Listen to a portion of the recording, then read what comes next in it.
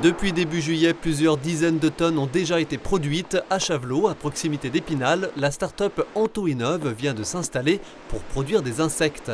Les insectes représentent une alternative aux protéines animales actuelles, le bœuf principalement, avec une production beaucoup plus économe en ressources naturelles, en eau notamment.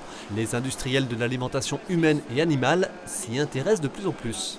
La filière d'insectes est jeune, elle est en train de se structurer. Donc le besoin en larves vivantes, il est de plus en plus important.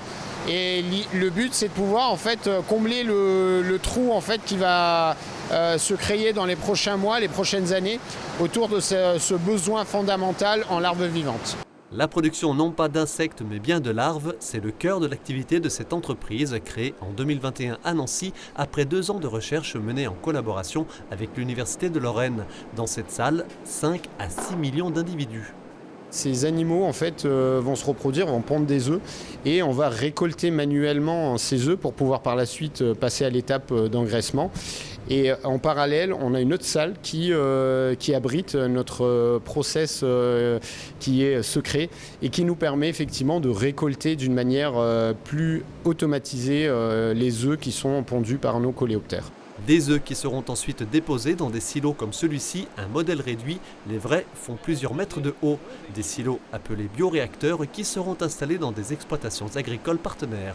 L'idée, c'est de pouvoir en mettre une dizaine de silos, ce qui est l'équivalent de 7 heures de travail par semaine chez l'agriculteur, ce qui est très réduit par rapport en fait, au volume d'insectes qu'on peut récupérer à la fin de la période de production. C'est-à-dire ?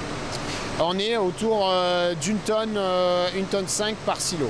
L'installation de cette entreprise dans les Vosges centrales, territoire principalement rural, est donc géographiquement stratégique et au regard des perspectives de développement du secteur des farines d'insectes, l'entreprise voit grand. Elle envisage d'ici 2 ans de passer de 10 tonnes de larves produites par mois à une centaine, avec la création d'une vingtaine d'emplois supplémentaires.